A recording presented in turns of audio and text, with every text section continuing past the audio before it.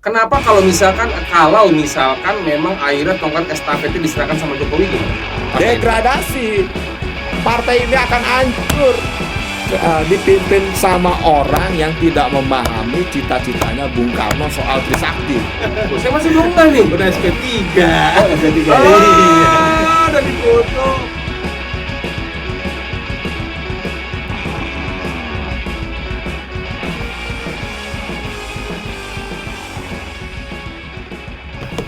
Halo, salam jumpa dengan gua Muda dalam program Ngopi, Ngobrol Perkembangan Indonesia. Seperti biasa, gua ditemenin sama kawan gua, Bowo, dari Indo Parameter. Seperti biasa, tanpa pra ya. Tanpa pra dong. Ya. Jadi gini, Mas Bowo.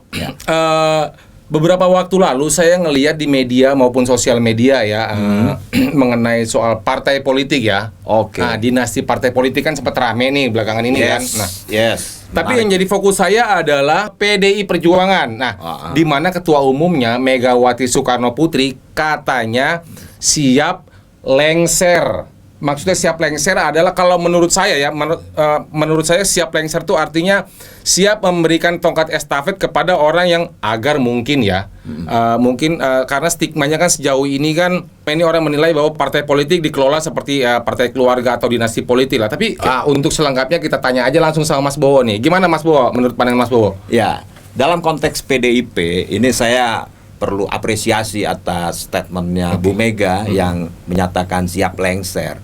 Tetapi lagi-lagi entah itu media sengaja memframing atau ada pesanan yang digadang-gadang selalu anaknya Bu Mega. Oh iya Mbak Puan atau Mas Prananda gitu. Artinya ini tidak ada yang berubah. Artinya ini tidak ada yang berubah dari PDIP gitu. Politik dinasti masih kuat, masih kental begitu ya. Nah, jadi dalam konteks Mbak Puan gitu. Nah, saran saya sih ini bukan saya ingin memframing, tetapi ini kita bicara soal fakta media gitu. Ya. Fakta media gitu. Bukan saya memframing. Bicara soal data juga gitu. Nah, beberapa bulan belakangan kan juga Mbak Puan namanya sempat dikait-kaitkan kasus bansos. Kasus bansos, Yes. betul. Itu Mbak Puan. Itu rame juga tuh. Nah, itu namanya sempat dikait-kaitkan gitu. Nah, kalau saran saya ya kan lebih baik fokus pada persoalan itu aja gitu. Jangan sampai kemudian hari ini nilai setitik rusak susu sebelangga. Apa gitu. maksudnya sebetulnya ini? Ada pandangan tersendiri nggak sama Mas Bowo? Kenapa akhirnya Megawati ini ya kita tahu, mungkin masyarakat di rumah sana juga tahu ya. Kenapa akhirnya Megawati ngasih keputusan ataupun statement atau kasih seperti clue bahwa dia siap untuk lengser dari jabatan Ketua Umum Partai Indonesia Perjuangan? Apa sebetulnya apa? Kalau ngeliat dari konteks ini sepertinya kayak gimana sih? Dalam konteks ini Bu Mega sepertinya sudah mulai ada keinginan untuk berbenah di partai gitu ya. Ini mungkin juga kedua Bu Mega mengevaluasi dari kasus di partai tetangga, Partai Demokrat gitu. Gitu, kan? Ini stigmanya sangat kenceng gitu loh, bahwa Partai Demokrat ini adalah partai keluarga gitu. Nah, Bu Mega mungkin evaluasi dari kasus itu. Nah, sehingga kemudian muncul statement dari Bu Mega untuk lengser gitu. Artinya ada regenerasi. Tetapi kan Bu Mega juga tidak menyebut siapa penggantinya. Lalu muncul gitu, digadang-gadang ada dua nama gitu. Seperti yang tadi Mas Bowo bilang ada Prananda ada sama Mas Puan. Prananda dan Mbak Puan kan begitu. Artinya kalau hanya ada dua figur saja yang akan menggantikan Mega gitu, apa bedanya dengan Partai Demokrat kan begitu? Anak-anaknya juga. Gitu. Jadi please kalau ada politisi yang punya kepentingan gitu atau mau menginfiltrasi Partai Demokrasi Indonesia Perjuangan, jangan bermanuver deh, gitu kan? Artinya jangan hanya memunculkan dua nama aja. Nah, ini kan Pak Karno sebagai founding father, sebagai tokoh nasionalis, ikonnya Indonesia gitu Proklamator Proklamator ini orang yang sangat demokratis, jangan merusak cita-citanya Pak Karno. Sebentar gitu Mas loh. Bowo, apa yang menjadi masalah ketika tongkat estafet PDI Perjuangan diserahkan kepada Puan atau Prananda? Ya, kedua figur ini pertama ya kan, Mbak Puan itu namanya sempat disebut-sebut oleh media diduga terkait dalam kasus bansos, begitu ya. Kedua, Mas Prananda ini juga terkesan, bukan saya menjudge, terkesan introvert, tidak pernah muncul di media, begitu ya. Betul.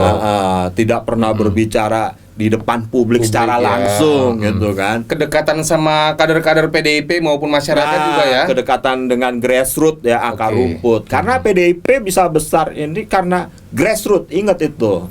Karena grassroots. Makanya ada slogan ataupun stigma mengatakan bahwa PDIP partainya wong cilik ya. Wong cilik, betul. Tapi gini, Mas Bowo, kita tahu bahwa saat ini Jokowi ya, juga kader partai ya, anggota partai PDIP. Petugas partai. Kita tahu kalau Jokowi ini petugas partai dari PDI Perjuangan. Kenapa kalau misalkan memang akhirnya tongkat estafetnya diserahkan sama Jokowi gimana? Kalau saya lihat gitu, Pak Jokowi ini hanya liability aja sebagai kader. Maksudnya gimana gitu. liability nih? Dia tidak paham terhadap ideologi partai ini sesungguhnya. Kata siapa? Loh, indikatornya begini ya. Saya tahu kadang-kadang.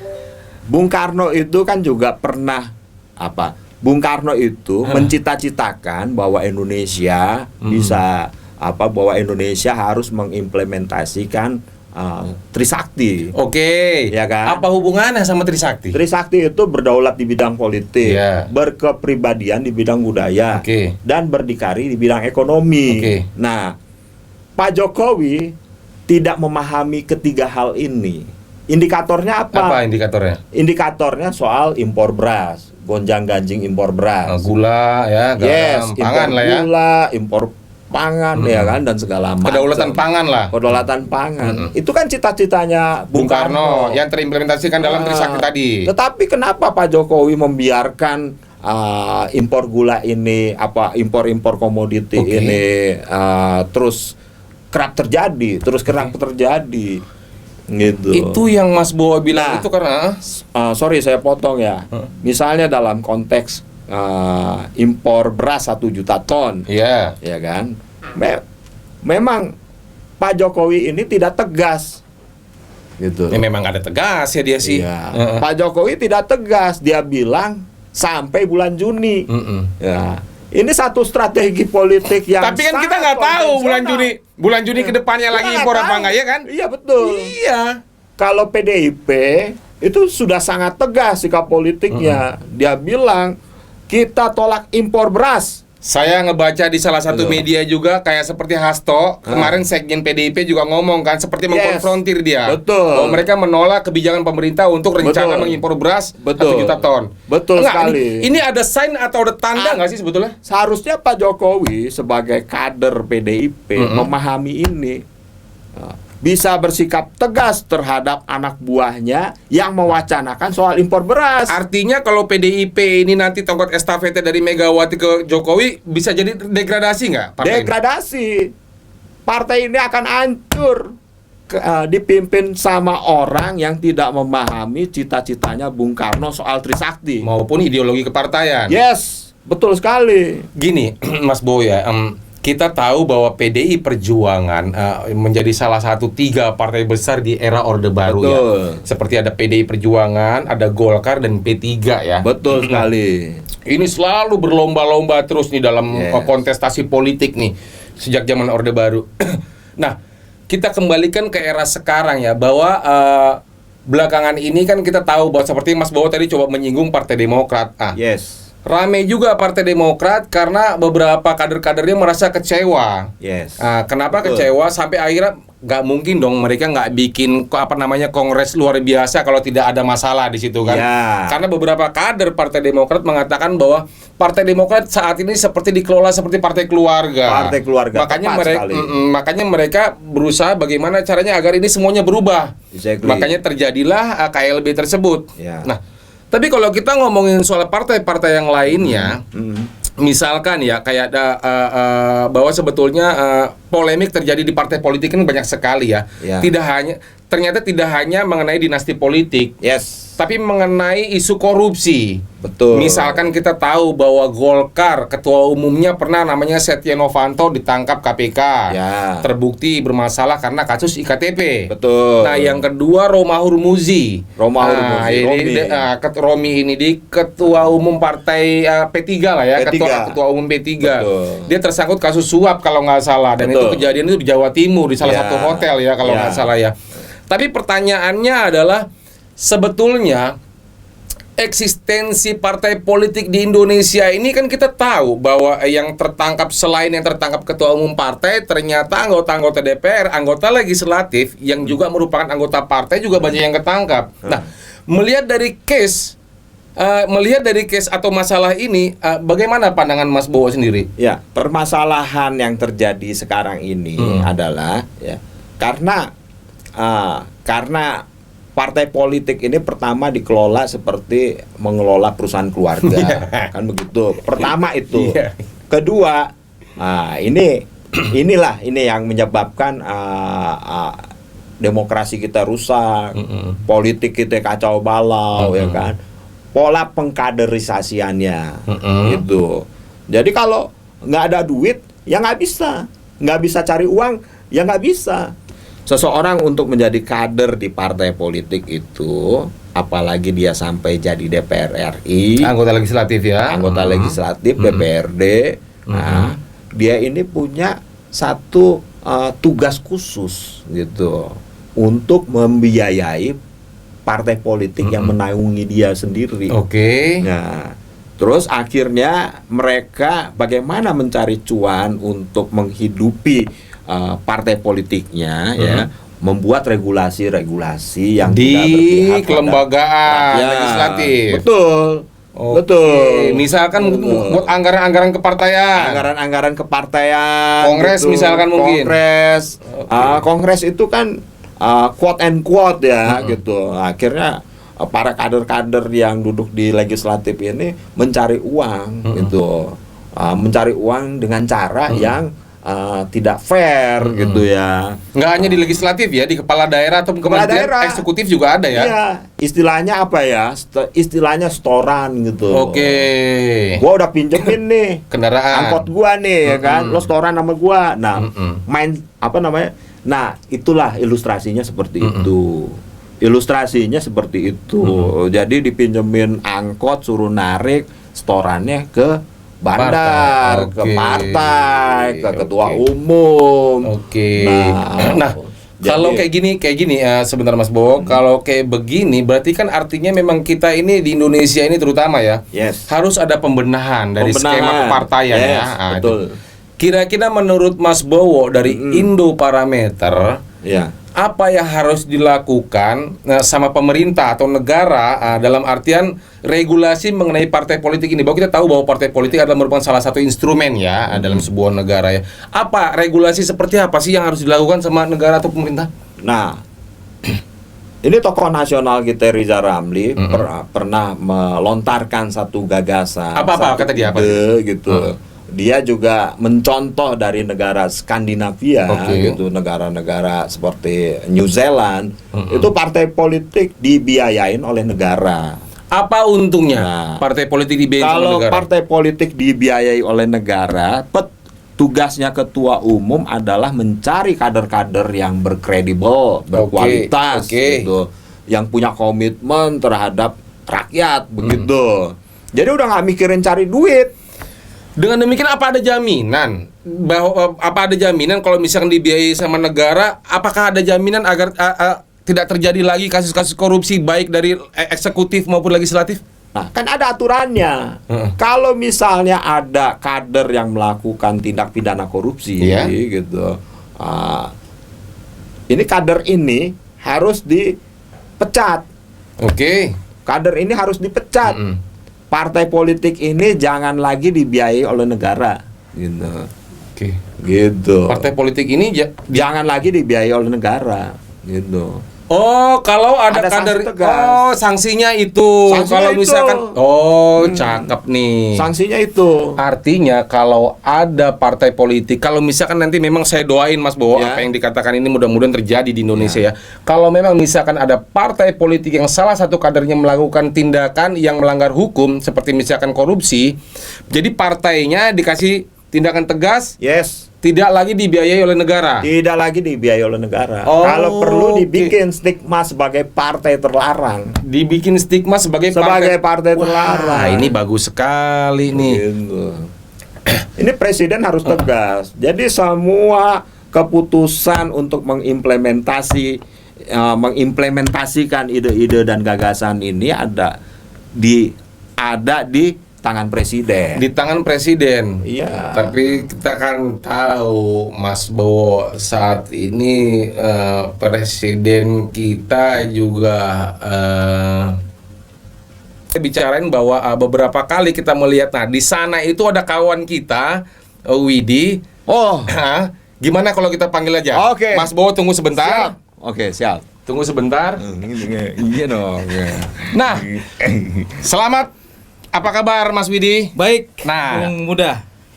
Saya perlu kasih tahu lagi sama pemirsa di rumah bahwa ini Mas Widi, kita ini hampir setiap kita upload informasi-informasi yang ngobrol perkembangan Indonesia selalu jutaan orang terus-terusan.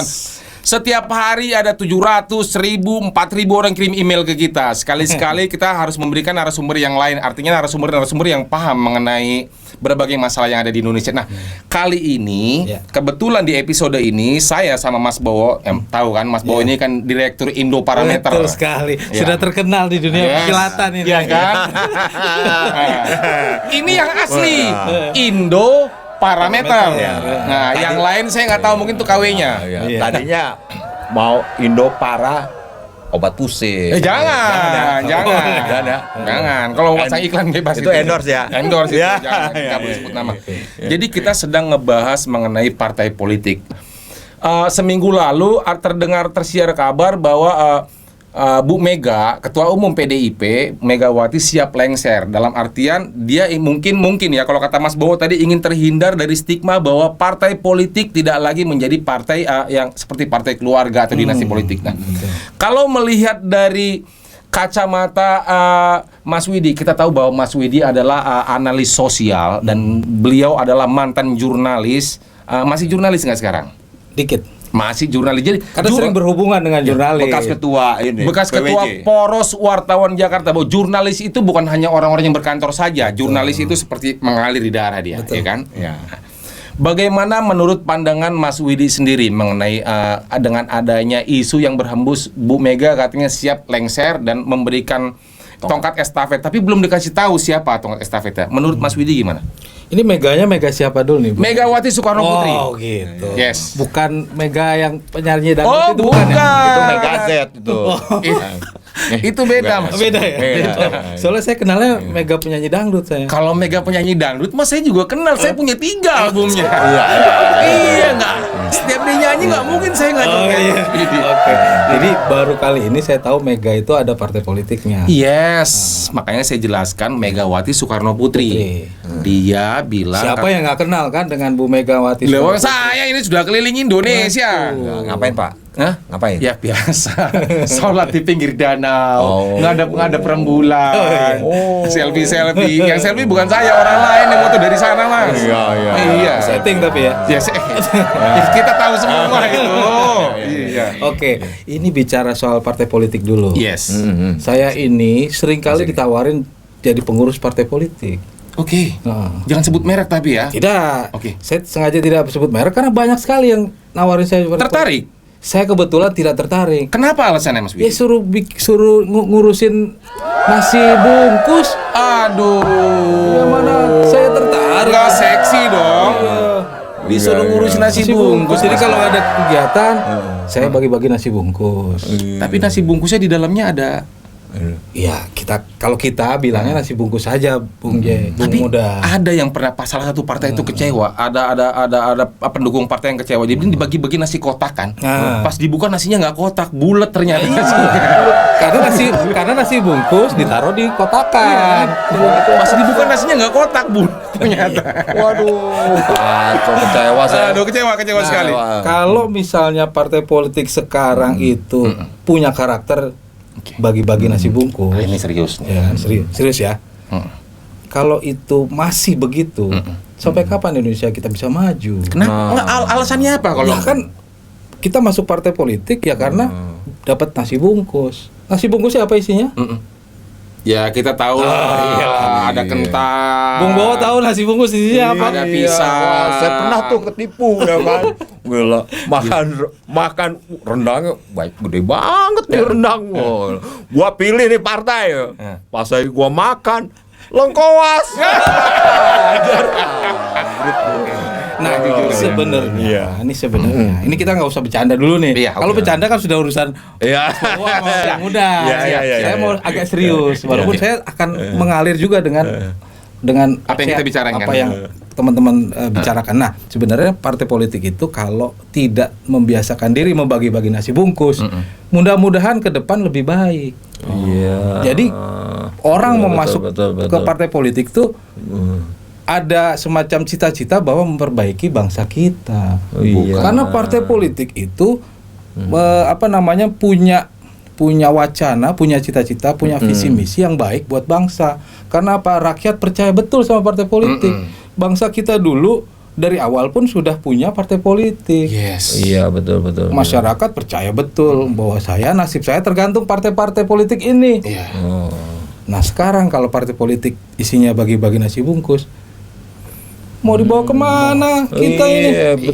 Betul. Harus dirubah dari orang-orangnya. Betul. Tadi Mas Bowo sempat ngebahas mengenai dinasti politik nih Mas Widi ya. Artinya kita tahu bahwa beberapa partai di Indonesia ini Mas Bowo ya selalu estafet dari orang tuanya ke anaknya gitu ya. Kita tahu bahwa ini akan menjadi masalah seperti case yang terjadi sama Partai Demokrat kemarin. Ada beberapa kader-kader partai yang akhirnya tidak menerima bahwa ini dikit-dikit keluarganya, si A-nya ininya, si B-nya itunya, jabatan C si ininya, semua sekeluarganya. Makanya dia bikin KLB seperti misalkan KLB Demokrat kemarin gitu kan. Nah, artinya menurut pandangan Mas Widi sendiri, jadi KLB apa? Keluarga lagi, Bro. Ada lagi KLB. Tapi jangan sedih, saya sepakat dengan keluarga lagi, Bro. Selama tidak punya visi nasi bungkus. Tapi siap sekarang gini, kalau saya keluarga saya punya anak-anak saya atau saya sendiri punya visi misi yang bagus buat bangsa. Anak saya didik punya cita-cita untuk membangun Indonesia. Oke. Loh, apa salahnya? Saya punya kok teman-teman saya kenalan. Bahkan ngajak saya. Bapak ibunya, anaknya, saudaranya masuk di partai, nggak ada salahnya. Memang tidak ada yang salah, tapi kan isi partai itu, kader partai itu bukan keluarganya sendiri. Banyak kader-kader yang lain. Ya kasih kesempatan kader lain untuk berkompetisi dong. Ini juga sepakat. Yes. Artinya bahwa kalau memang kader yang lain lebih baik, ya monggo. Tapi kalau kadernya itu masuk dalam salah satu bagian dari keluarga kita, kan sama-sama juga kader yang potensial. Apakah itu dilarang? Enggak dong. Saya mau loh keluarga saya berpolitik, mau saya. Kalau perlu saya punya partai politik sendiri. Selama ada aturan-aturan dan tidak menguasai. Betul. Artinya tidak harus kalau misalnya saya ketua, nanti saya lengser, istri saya jadi ketua. Istri saya lengser, anak saya jadi ketua. Ya nggak harus begitu. Tapi kemudian saya harus diciptakan kompetitif dalam sebuah partai. Iya, betul. Visi misinya itu yang penting. Makanya saya bilang harus diciptakan kompetisi. Saya bilang kalau kita masih pengennya cari nasi bungkus dalam partai, dalam tanda kutip, ya mau jadi apa negara kita? Saya justru teringat dengan ada senior saya itu, Bang Rizal Ramli itu pernah bilang, partai politik di Indonesia itu lebih baik disubsidi pemerintah. Jadi tidak ketika berpartai politik tidak punya cita-cita saya punya duit segini, modal saya segini berpartai, kemudian kalau saya sudah berkuasa dalam satu partai, saya cari modal balik itu dari duit saya. Ini kan tadi yang saya bilang. Hampir sama seperti Mas Bowo tadi bilang. Saya tuh denger banget dengan Bang Rizal itu kalau ngomong. Tadi yang saya bilang. Tapi memang gini loh, apa namanya? Bahwa pemerintah ini harus membiayai partai lebih politik. baik dibiayai. Begitu. Tapi dibuat aturan-aturan yang tegas. Kalau terjadi tindak pidana korupsi, ya kan? Nah, ini tidak lagi disubsidi oleh negara. Kita bikin stigma partai terlarang gitu. Punishment-nya langsung ya. Punishment dong, gitu harus tegas begitu. Harus diciptakan stigma itu partai terlarang, ya kan. Mas Widi, Mas Widi sama Mas Bowo, kita tahu bahwa saat ini partai politik adalah kendaraan yang paling tepat maupun di seluruh negara dalam dunia politik lah paling ideal ya untuk mendapatkan posisi yang kita inginkan seperti kepala daerah, anggota legislatif, kementerian ataupun presiden bahkan. Kita tahu bahwa saat ini ada namanya presidential threshold.